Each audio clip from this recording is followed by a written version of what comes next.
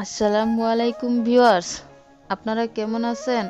আশা করি যে যেখানে আছেন সবাই ভালো আছেন।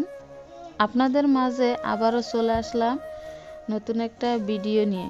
ভিডিওটি হচ্ছে কাশি ছোট বড়। সবার প্রথমে আমি কিছু পরিমাণে তুলসী পাতা নিয়ে থেতলা করে রস বের করে নিচ্ছি। এরপর এক টুকরো আদার রস বের করে নিচ্ছি। আপনারা চাইলে যে কোনোভাবে রস বের করতে পারেন।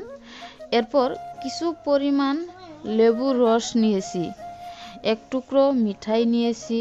সব কিছু ছেঁকুনির সাহায্যে ছেঁকে নিচ্ছি। এরপর আমি চুলায় বসিয়ে দিব। আপনারা খেয়াল করবেন যেন চুলার আঁচটা মিডিয়াম আঁচ হয়, তাহলে শুকিয়ে যাবে। 5-10 মিনিট জাল করার পর নামিয়ে নেবেন।